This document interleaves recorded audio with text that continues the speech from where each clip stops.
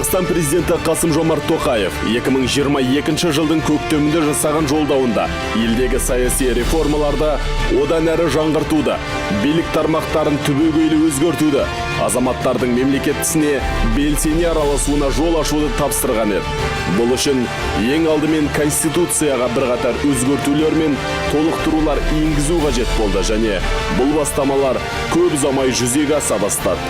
Менің бүгінгі бастамаларым өте ауқымды. Бұл бастамалар еліміздің саяси жүйесі мен әкімшілік аумақтық құрылымын едәуір өзгертеді. Оны жүзеге асыру үшін Конституцияның 30-дан астам бабына өзгеріс енгізу қажет. Сондай-ақ жылдың соңына дейін тағы 20-дан астам заң қабылдау керек. Ата заңға барынша жаңа сипат қажет болды. Ең бастысы, бұның бәрі азаматтардың талап тілектеріне сай және тек қоғамның мүддесі үшін жасалуы керек. Сондықтан бұл өзгерістерді жүзеге асыруға конституциялық құқық саласының мамандары, ғалымдар, білікті заңгерлер, сарапшылар, парламент, мемлекеттік органдардың өкілдері, қоғам белсенділері жұмылдырылды. Мемлекет басшысының тапсырмасына сәйкес арнайы жұмыс тобы құрылды, қызу талқылау жүрді. Қазақстан тәуелсіздік тарихында екі конституцияны қабылдады. Алғашқысы 1993 жылдың қаңтарында, екіншісі 1995 жылдың тамызында мақұлданды. Президент Қасым-Жомарт Тоқаев негізгі заңға өзгертулер мен толықтырулар енгізу жобасын жүзеге асыру үшін бүкіл халықтық референдум өткізу туралы жарлыққа қол қойды. Себебі бұл құжаттың халық болашағы үшін айрықша мәні бар еді. Сондықтан басты заңға енгізілген өзгерістер елдің мақұлдауымен шешілуі тиіс еді. Осылайша 2022 жылдың 5 маусымында референдум өтті. Елдің басым көпшілігі бұл бастамаларға қолдау білдірді. Онда енгізілген түзетулер артынша ақпарат құралдарына жарияланды. Елдің негізгі заңына өзгертулер мен толықтырулар енгізу тәжірибесі әлем елдерінде кездесетін жағдай. Дамушы және дамыған елдерде де заман талабына сай басты заңына өзгерістер енгізіліп отырады. Себебі бұл түзетулер тек ілгері басу үшін, қоғам үшін, халықтың болашағы үшін қажет. Ата заң құқықтық жүйенің негізі. Саяси жаңғырусыз елдегі экономикалық, әлеуметтік реформаларды жүзеге асыру мүмкін емес. Ал енді басты заң билік пен бұқараға не береді? Саяси жүйе қалай өзгереді? Қоғамда қандай өзгерістер орын алады деген сауалдарға тоқталсақ, ең алдымен адам құқығына баса назар аударылмақ. Енді Конституциялық кеңестің орнына Конституциялық сот құрылады. Бұған дейін бұл органға жекелеген азаматтар тікелей жүгіне алмайтын. Енді тәртіп өзгерді.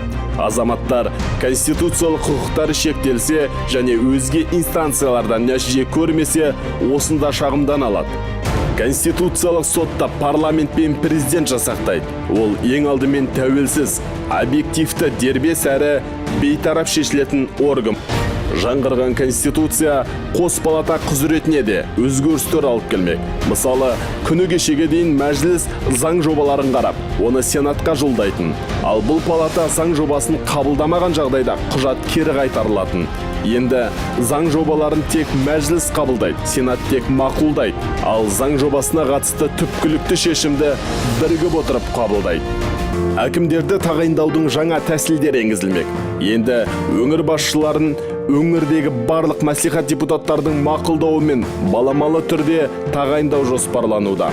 Президент облыс, қала, елорда әкімі лауазымына кем дегенде 2 үміткер ұсынады. Ал облыстық, қалалық, аудандық депутаттар олардың бірін таңдайды. Яғни ел сенім артқан тұлға басшы болады. Келешекте ауыл әкімдері сияқты қала, аудан басшыларын сайлау арқылы тағайындау жоспарлауда.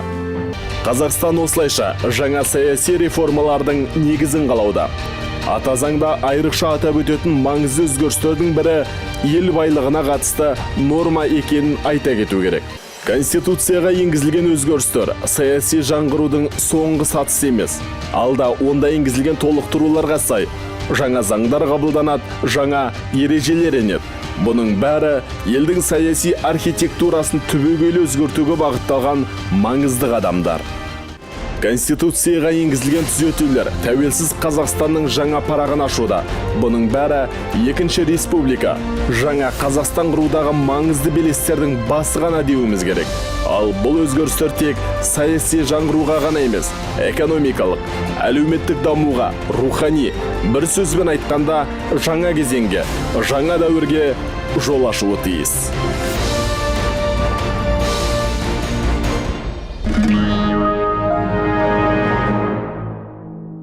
Қазақстан Республикасының мемлекеттік туы кіргізілсін.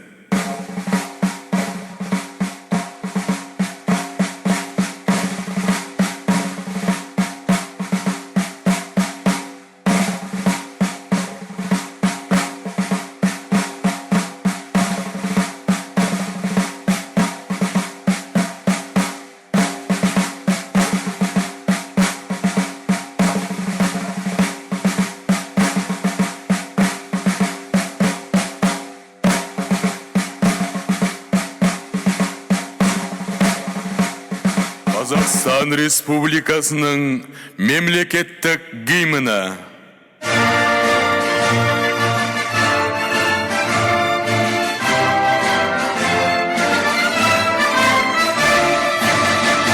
Алтын күн астана, алтын даласы, ерліктің дастаны, еліңе қалашы, ежелден ердеген далқама шақты бой.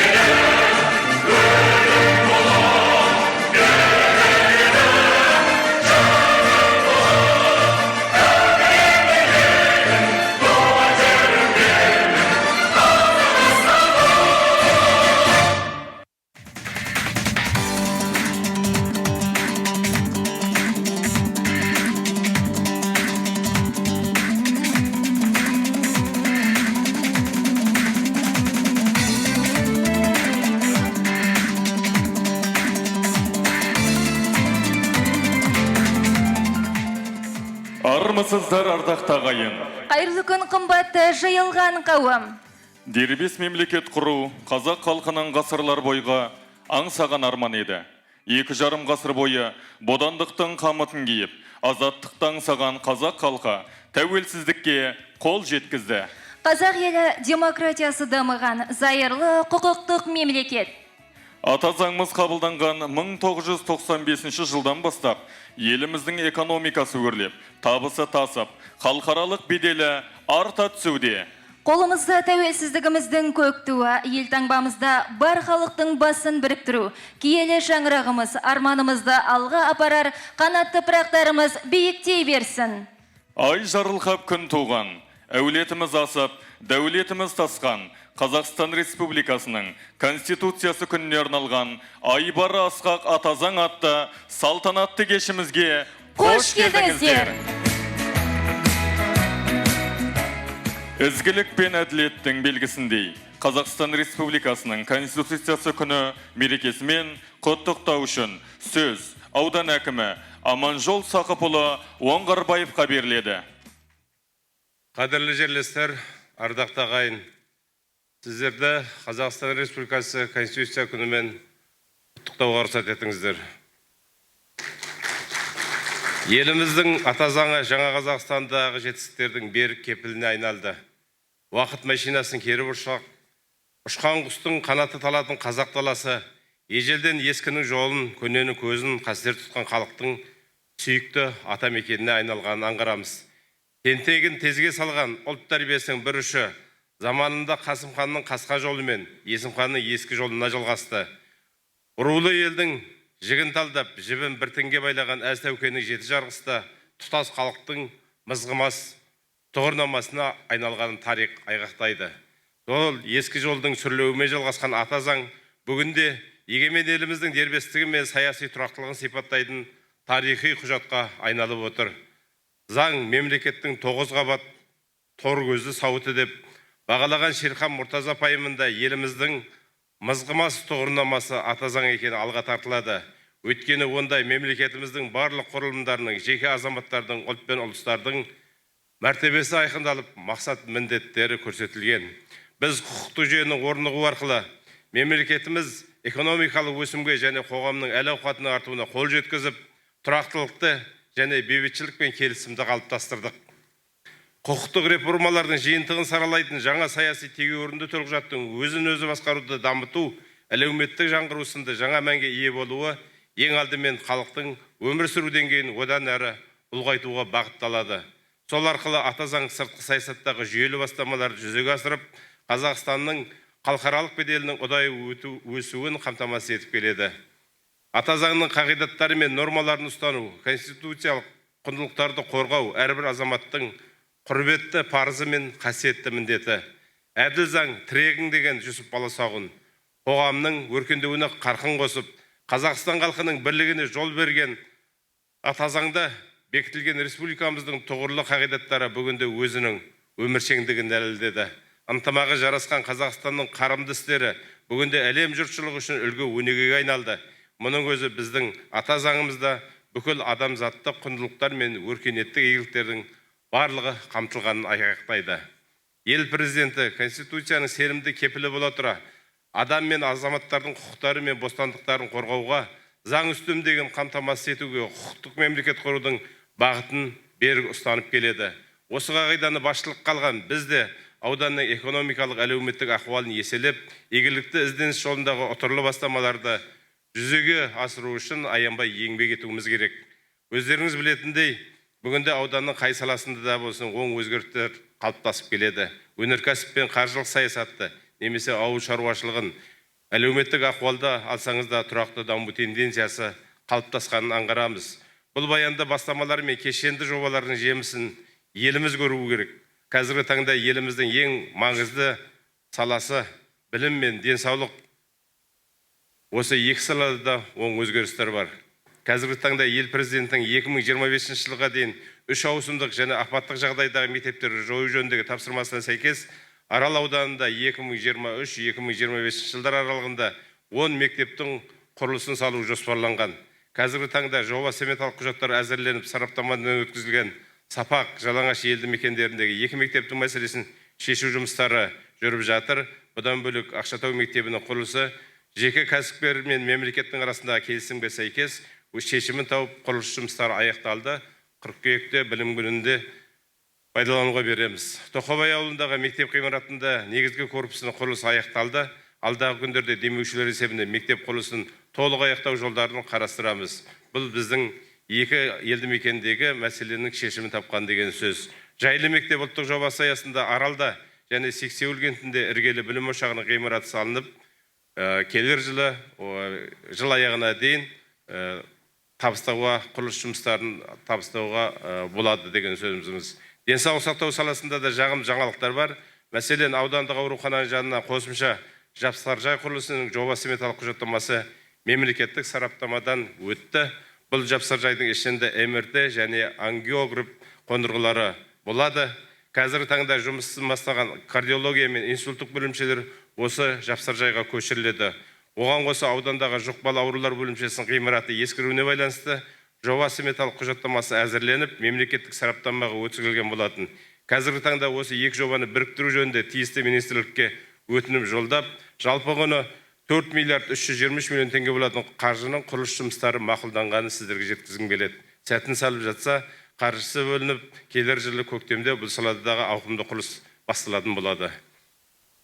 Арал қаласының Шанхай мөлтек ауданында ауысымына 250 адамды қабылдай алатын емхана құрылысына облыстық бюджеттен 20 миллион теңге қаражат бөлініп, жоба сметалық құжаттары дайындау жұмыстары жүргізіліп жатыр. Бұдан бөлек Сексеуіл кентіндегі 40 орындық аурухана қараша айында пайдалануға беру жоспарланған. Тоқабай елді мекеніндегі дәрігерлік амбулаторияда құрылысы осы кезде табысталатын болады. Ал халықты 100% таза ауыз сумен қамтамасыз ету үшін елді мекендерді ауыз сумен қамту жұмыстары да жалғасуда. Биыл Ақбасты елді мекенін ауыз сумен түгел қамтысақ, Тоқабай, Абай ауылдарын сумен келер жылға жоба жалғасады. Осы Арал халқының жылдар бойы көтеріп келген аспалы көпір мәселесі де бүгін оң шешімін тауып, оның құрылысы жыл соңына дейін аяқталады деп күтілуде. Міне осындай көз алдарыңызда қолға алынып жатқан жұмыстар ең алдымен елдің мызғымас тыныштығы және өзара татулығының арқасында мүмкін болып отырғанын айтқым келеді.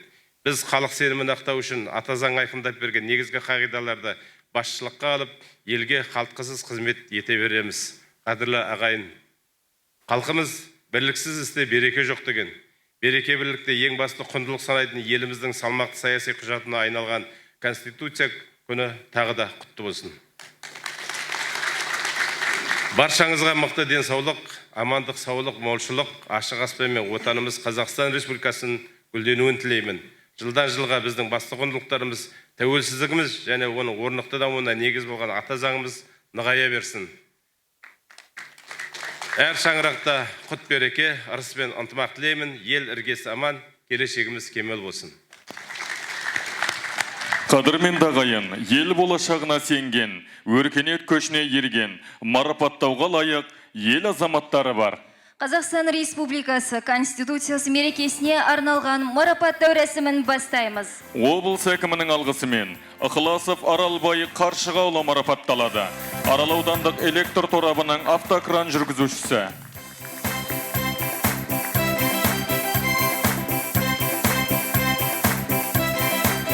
Сермағамбетова Зина Сағитжан қызы марапатталады. Арал аудандық соттар әкімшісінің басшысы.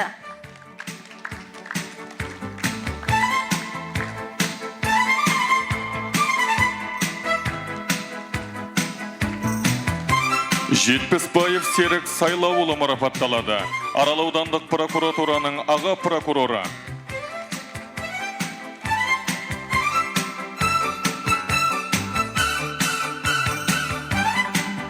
Тілеубаева Толқын Жақсылық қызы марапатталады. Арал аудандық сотының бас маманы.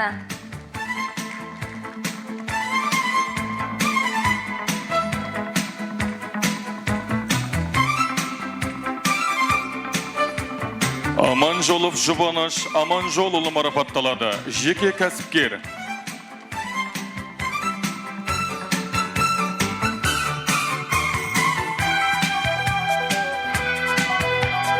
Меңлібаев Тайыр Мұратұлы марапатталады. Қазақстан Республикасының ұлттық қауіпсіздік комитеті, Қызылорда облысы және Байқоңыр қаласы бойынша департаменті, Арал аудандық бөлімінің жедел уәкілі.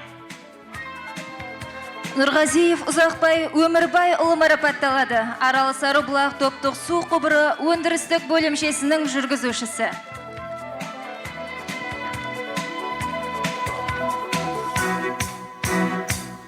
Бекмамбетов Берекет Мақсотұлы марапатталады.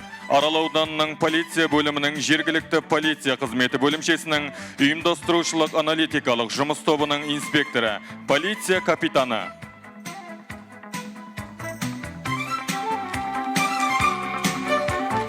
Құрметті марапат иелері, марапаттарыңыз құтты болсын. Сіздерді естелік суретке түсуге шақырамыз.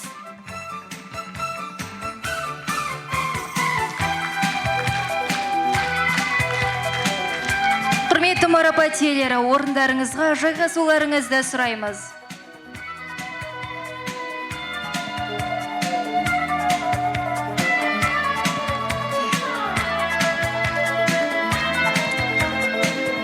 Аудан әкімінің құттықтауымен Мырзабаева Алия Жиенбай қызы марапатталады.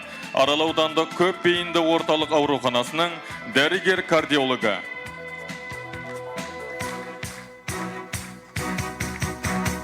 Үмбетов Ғабит Әмитұлы марапатталады. Барса келмес мемлекеттік табиғи қорығы республикалық мемлекеттік мекемесінің қорық күзетшісі.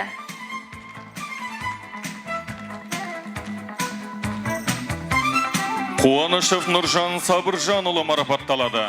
Қуаныш шаруа қожалығының төрағасы.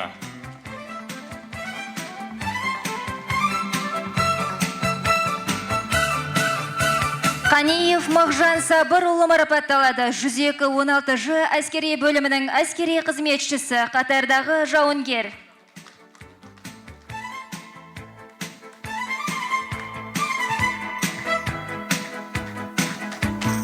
Досқабылова Айнаш Хайдылдағызы марапатталады. Арал ауданының статистика бөлімінің жетекші маманы.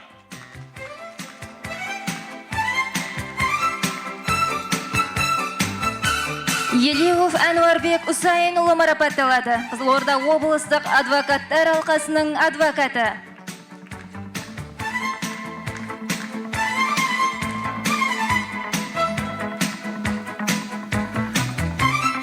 Иманғазиева Гаухар Әлқуат қызы марапатталады. Қызылорда облыстық мамандандырылған күзет қызметі басқармасы, полиция ротасының 1-ші взвод полиция, полиция старшинасы.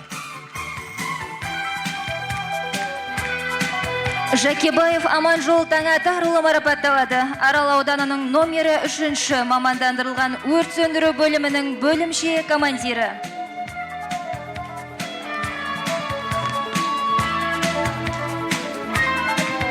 Құрметті марапат иелері, марапаттарыңыз құтты болсын. Сіздерді естелік суретке түсуге шақырамыз.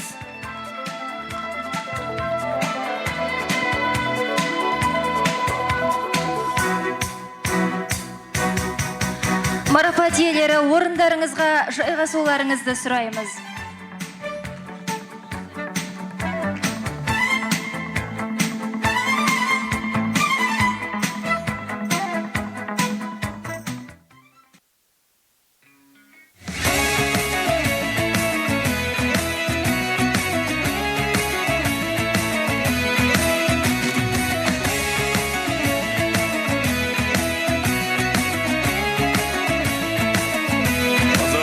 Республикасының мемлекеттік туы шығарылсын.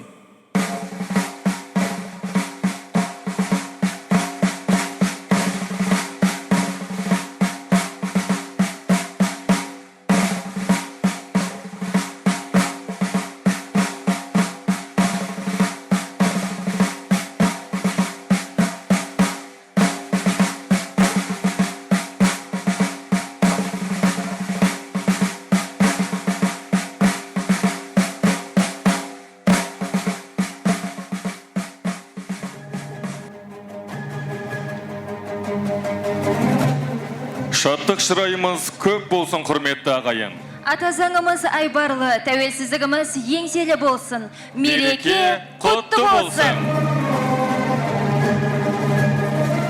Ата заңымызда қаралған нормалар, тірлігімен татулығы жарасқан барлық ұлттардың Қазақстан Республикасы атты бір шаңырақ астында алаңсыз өмір сүруі.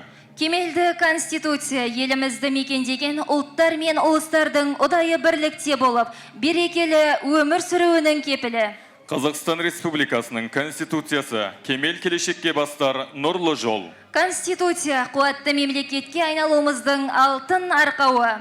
Қымбатты ел ағалары, жиылған қауым. Сіздердің құрметтеріңізге арнаған мерекелік концертімізді бастаймыз. Мейіржан Самылтыровтың әні «Қазағым қасиетіңнен айналайын» орындайтын Дәулеткерей Қуанқанов.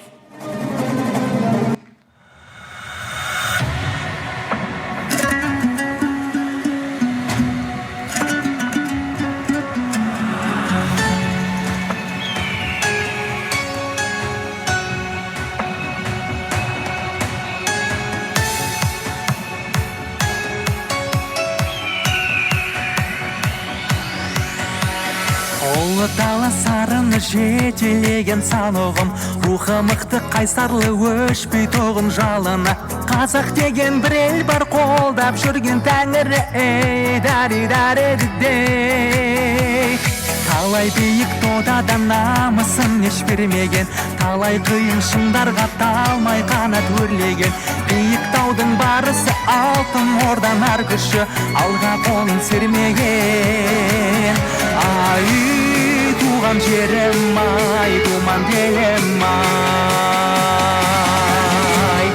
Ағайдында тербетілген шан шапағат туған елім ай, думан елім ай. Нұрын шашып жер бетіне сән салтанат құрған елім ай. Жан шуағын саялаған мейіріммен аялаған ай. Ұлы далам алтын бесік мекенім. Қазағым қасиетіңнен айналайын. Күнімізде шуақты, өнімізде қуатты, қыздарымыз қылықты, ұлдарымыз ұятты. Бар байлықты бір Алла бізге ғана сыйлапты. Ей, дәрі-дәрі-дідей. Алға басқан бірлігі төрілмеген түндігі. Дархан мінез қазағым тойсыз өтпіс бір күні. Бейбітшілік көгінде әсем әуен төгілген, жарасқан тек тірлігі. Ай, туған жерім ай, думан елім ай. Ағайдында тербетілген шан шапағат туған елім ай, думан елім ай. Нұрын шашып жер бетіне сән салтанат құрған елім ай. Жан шуағын саялаған мейіріммен аялаған ай. Ұлы далам алтын бесік мекенім. Қазағым қасиетіңнен айналайын.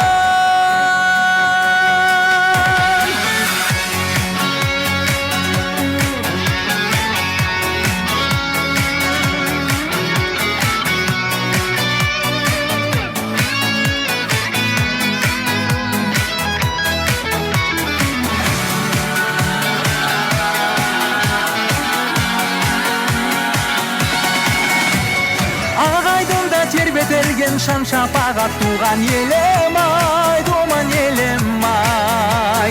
Нұрын шашып жер бетіне сән салтанат құрған елім ай. Жан шуағын саялаған мейіріммен аялаған ай. Ұлы далам алтын бесік мекенім. Қазағым қасиетіңнен айналайын.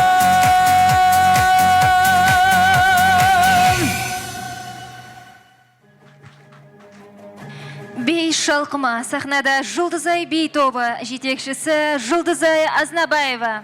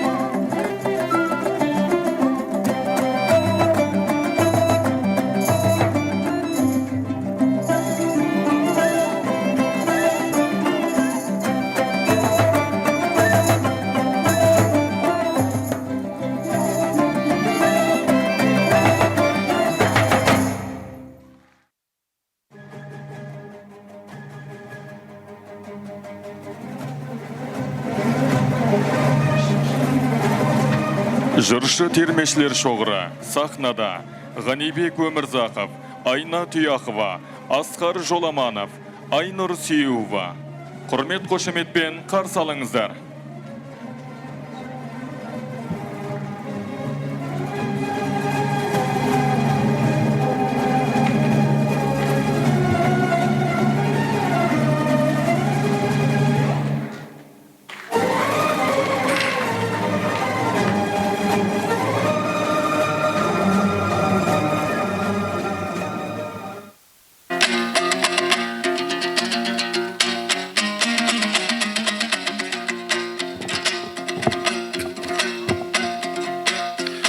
Өлең айтсаң, ән салып,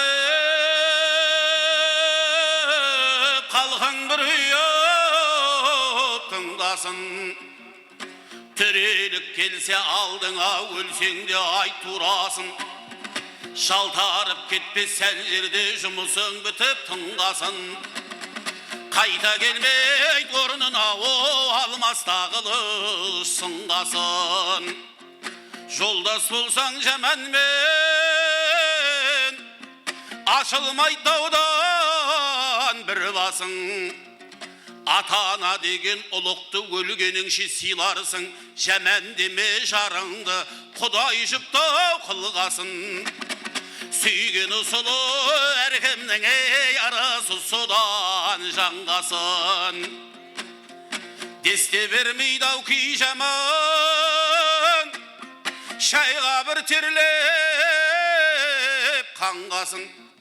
Үйді отырып шалқайды теңгеріп көпке бір басын. Қомпиғанмен не пайда, о көрелмейді бірақ қырбасын. Кедейлерді кемітпеу, теңгерер бір күн атбасын. Байлық пен бақыт бұлытты тарқамайма күн жауғасын. Талайлар өтті жалғаннан мезгілді күні толғасын. Не алып кетті өңгеріп ақылың болса ойларсың. Тіршілікте шалқып қалу кейінгеге сөз қалсын.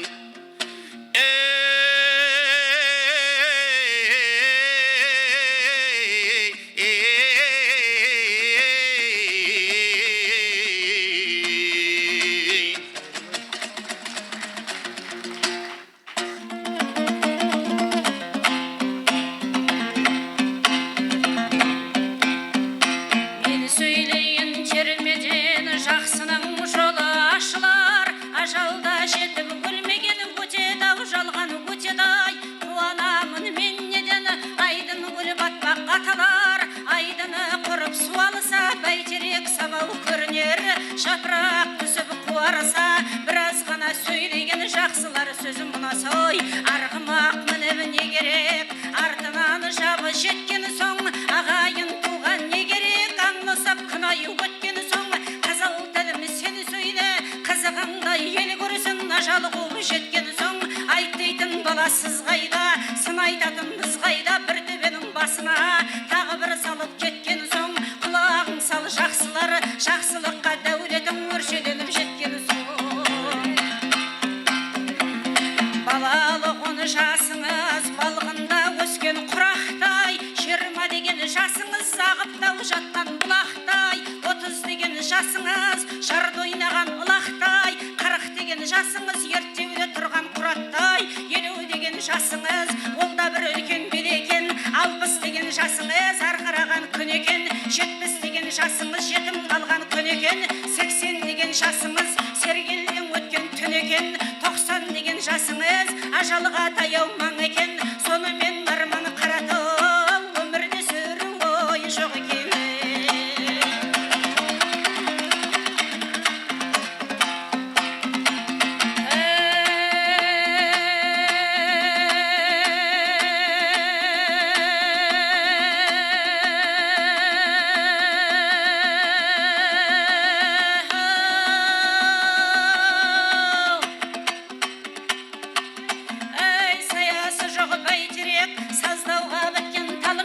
Жақсығаңыз бар болса алдыңда сары белмен тең, ағайының көп болса ұлық бір шеру қолымен тең, ақылсызға сөз айтсаң алды бір тұйық жармен тең, молдадан сабақ алсаңыз алуа шекер балымен тең, пайдасы жоққа жалынсаң семіз бір жемқор малмен тең, жақсыда әйел алсаңыз алланың жауған нұрымен тең, жаман әйел алсаңыз маңдайға біткен сұрмен тең, уайымшыл жігіттің кең дүниесі тармен тең, уайымсыз жігіттер қара бұлан нармен тең, жетесі жаман жігіттер 90-дағы шалмен тең, жаманнан көрген қорлығың көкірекке біткен шермен тең, бір қалған соң көңілің қаңтарада қатқан мұзбен тең.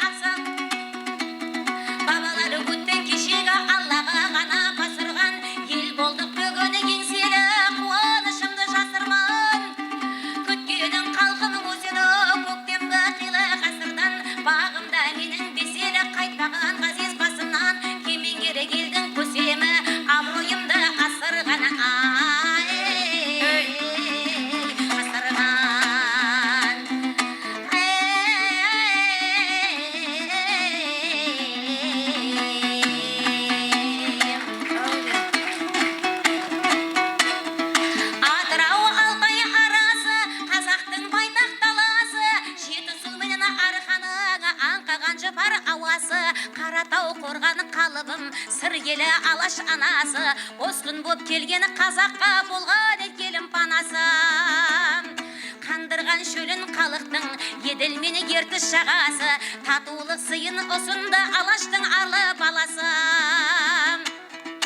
Әнменен күйін бабамның, әлде еменен анамның, тербеліп өскен балаңмын, тектілік тұнған даламның, қанымен туған бабамның, арымен туған анамның, дүниеде жетпес бір саған дидары дарған даламның.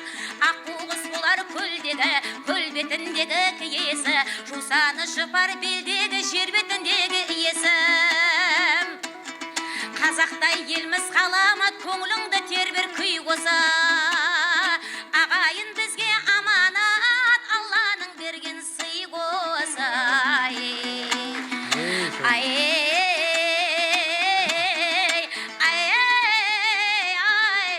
Сый қоса.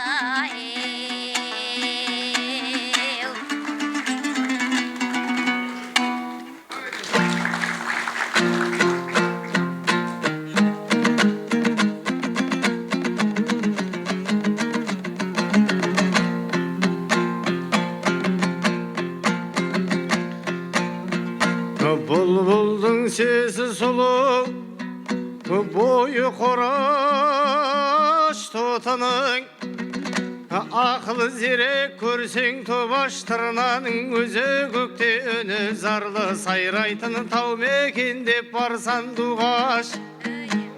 Аққу мен адамда қалым, екеуінің көремін бір формадан, әуезім ашсаң сайраса таң сәріде.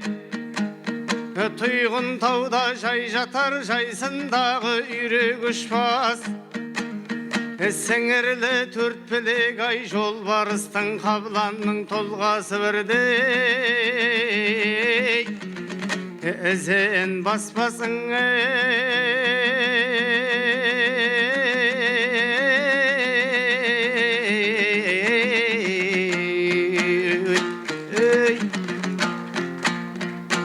Дүлдүлі ерелінің түсі кершей тұлғасы, сырт формасы жылғы ақсас сақилық басқа пайда, малға зиян батырлық қалқа пайда, жанға қастас.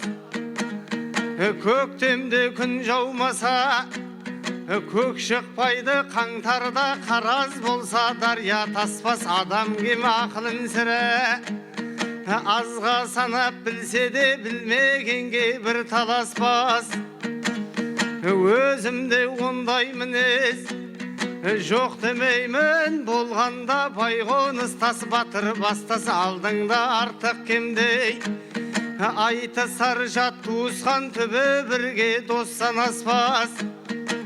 Байтақта бір белгілі досың болса, ішіңде қалмас сырың,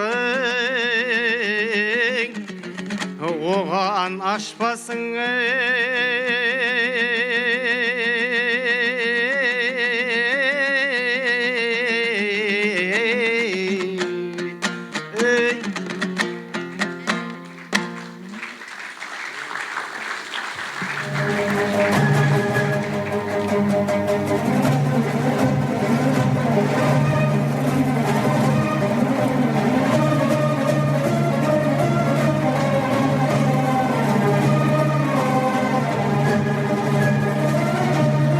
Отананымен сахнада Нұрсайын Әбдіханиев, Санжар Ульяев, бимен көркемдейтін Жұлдызай би тобы.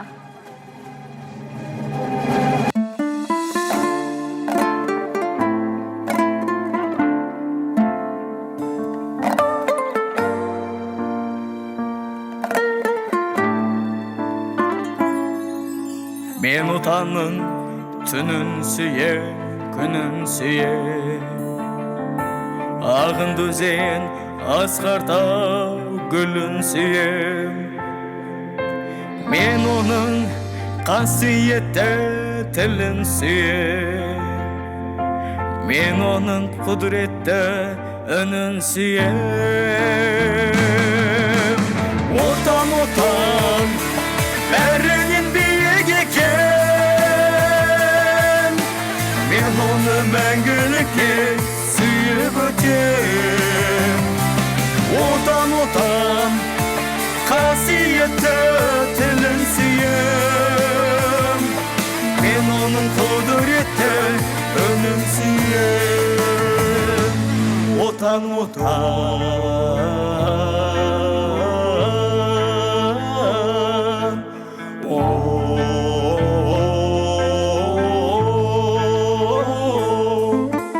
бар жендігін сүйемін хабарлаған.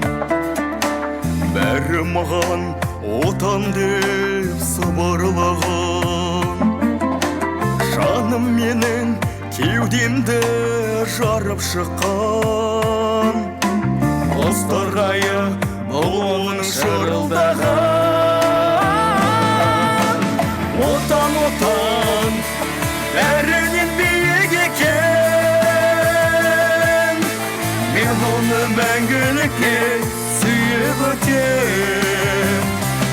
Отан, отан, қасиетті тілін сүйем. Мен оның құдіретті үнін сүйем. Отан, отан,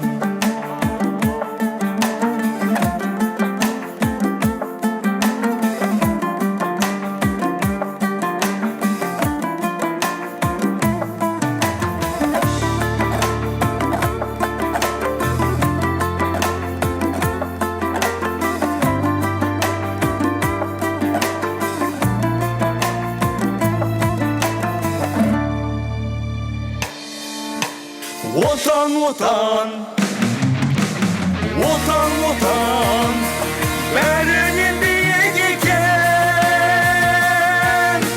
Мен оны мәңгілікке сүйіп өтем. Отан, отан, қасиетті тілін сүйем. Мен оның құдіретті үнін сүйем.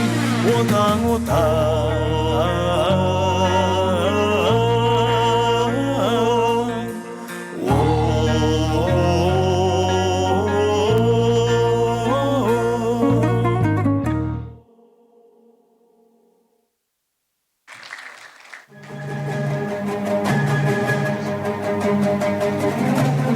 Айтқали Жайымовтың күйі шаттанамын, орындайтын Ерімбет Орынбасаров.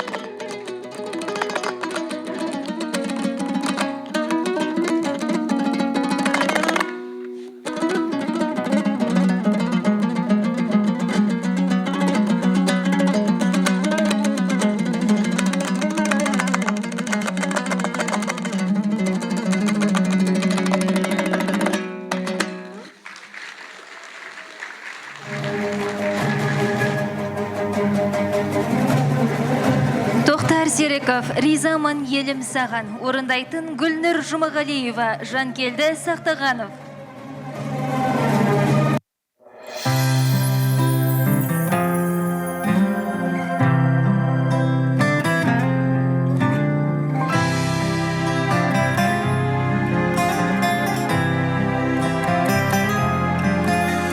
Жер бетінде бір ел бар, қазақ деген. Аңқылдаған ақ жарқын ғажап тебен. Дос болғысы келеді бүкіл әлем.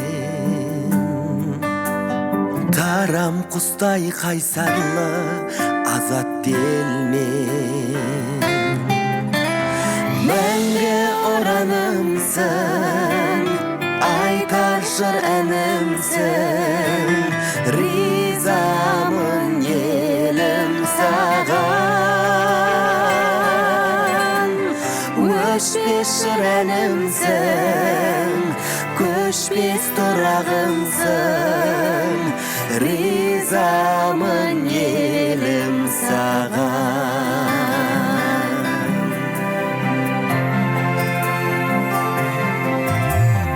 Қазақ елім ғажабым, естілмеген ешқашан жаманатын. Туған елім өсе бер, өркендей бер.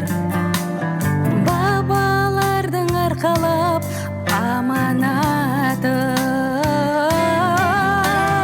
Мәңгі оранымсың,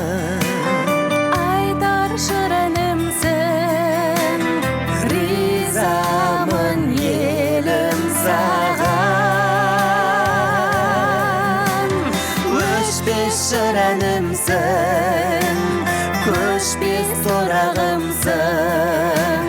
Ризамын елім саған.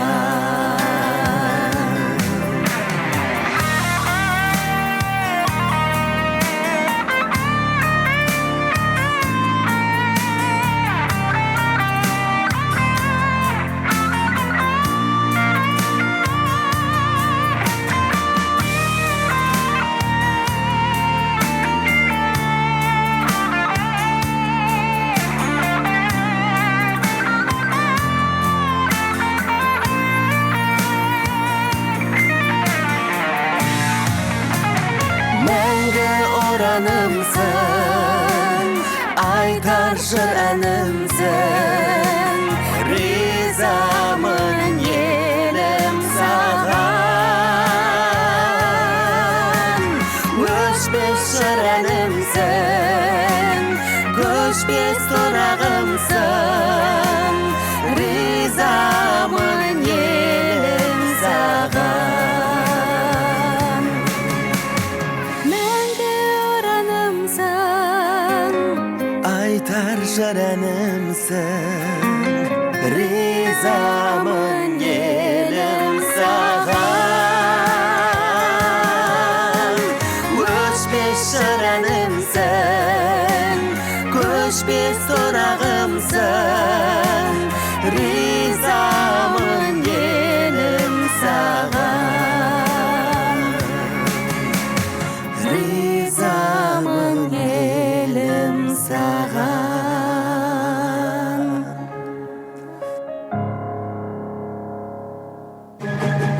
Шамшы Қалдаяқовтың әні «Бақыттымын құрбылар» орындайтын Самал Дінжанова, бимен көркемдейтін Жұлдызай би тобы.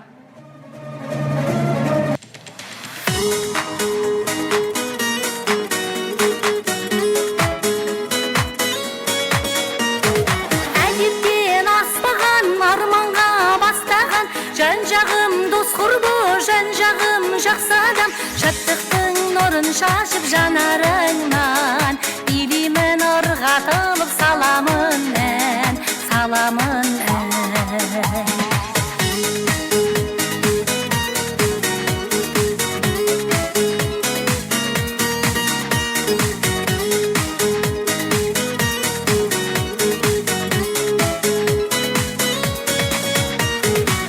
Бұлбұлын сайрайтын оянып таңменен, қазақтың даласын тербетем мәнменен. Достарым жанымда, жүрегім ерлі, бақыттың бағында жүремін көңілді. Әдептен аспаған, арманға бастаған, жан-жағым дос құрбы, жан-жағым жақсы адам. Шаттықтың нұрын шашып жанарыңнан, билеймін ырғатылып саламын ән, саламын ән. Шаттықтың нұрын шашып жанарыңнан, билеймін ырғатылып саламын ән, саламын ән. Жарқылдап күлгенім жүзіме жарасқан, алдағы күндерім арманға жол ашқан. Еркелер елім бар, құшағы аялы, көрікті жерім бар, гүлбағы саялы. Әдептен аспаған, арманға бастаған, жан-жағым дос құрбы, жан-жағым жақсы адам. Шаттықтың нұрын шашып жанарыңнан, билеймін ырғатылып саламын ән, саламын ән. Шаттықтың нұрын шашып жанарыңнан, билеймін ырғатылып саламын ән, саламын ән.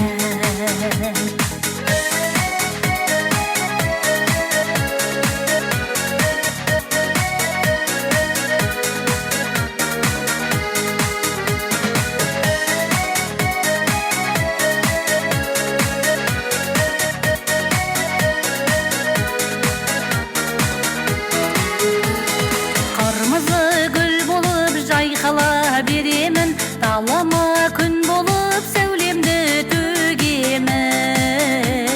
Самғаймын айға да атанып шағала, қолдайды қайда да отаным жананан. Әдептен аспаған, арманға бастаған, жан-жағым дос құрбы, жан-жағым жақсы адам. Шаттықтың нұрын шашып жанарыңнан, билеймін ырғатылып саламын ән, саламын ән. Шаттықтың нұрын шашып жанарыңнан, билеймін ырғатылып саламын ән, саламын ән. Шаттықтың нұрын шашып жанарыңнан, билеймін ырғатылып саламын ән, саламын ән.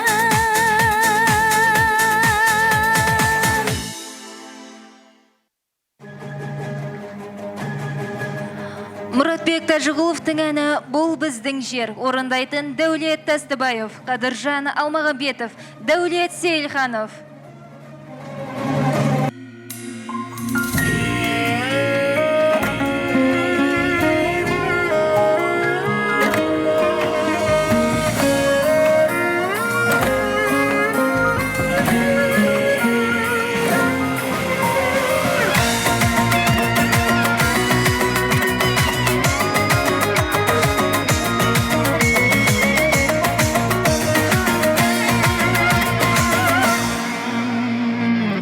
Айтар түртіп қалса тасында, асулардан қанат қатқан асуға. Менің елім мұрагері сақ пен күн, аңыз болған ғасырлардан ғасырға. Бабаларым болашақты ойлаған, балалары ат үстінде ойнаған. Менің жерім шекарасы ерліктің, ақ найзаның ұшыменен қорғаған. Бұл біздің жер, тәуелсізбін азатпын, бұл біздің жер. Төккен нұрын ғажап күн, шығыс батыс оңтүстік пен солтүстік, теңдесі жоқ бар байлығы қазақтың. Бұл біздің жер, тамыр жайған тереңге, жұмақ мекен қайсар мінез өрелге. Мың өлдік те мың тірілдік қайтадан, рухы мықты қандай ел бар әлемде. Әнім ұран жырым нөсер жауындай, алға қадам басып жүрміз жаңылмай. Менің тілім, тілі ұлы Абайдың, адамзаттың бәрін сүйген бауырдай. Аламанда арғымағым бабында, алаш ұлы көш бастайтын жағында. Менің ұлым тектіліктің символы, басиетін қасиеті қанында. Бұл біздің жер, тәуелсізбін азатпын, бұл біздің жер. Төккен нұрын ғажап күн, шығыс батыс оңтүстік пен солтүстік, теңдесі жоқ бар байлығы қазақтың. Бұл біздің жер, тамыр жайған тереңге, жұмақ мекен қайсар мінез өрелге. Мың өлдік те мың тірілдік қайтадан, рухы мықты қандай ел бар әлемде.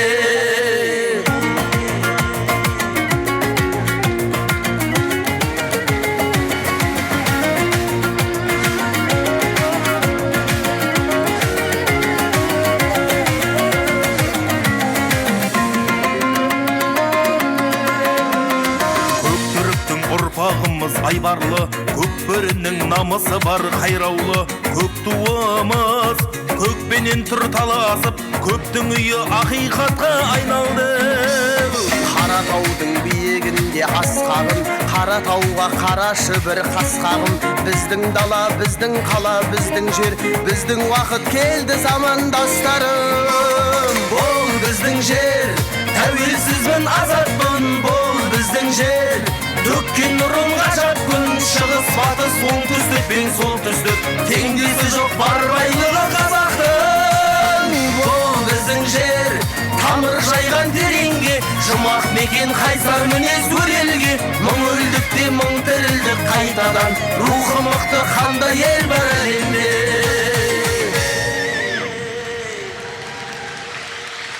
Қазақстан мейірім меккесі десек, атазаң тұғырлы тәуелсіздіктің ақиқат адал бақаны. Ақиқат адалдығымыздың бой тұмары. Аман болсын мәңгілік елім көгім, бар әлемге белгілі сенім делім. Зайырлы ел, заңы мен биік деген, Қазақстан Республикам менің. Қазақстан Республикасының Конституциясы күні тағы да құтты болсын. Еліміз аман, жұртымыз тыныш болсын. Келесі кездескенше күн нұрлы болсын.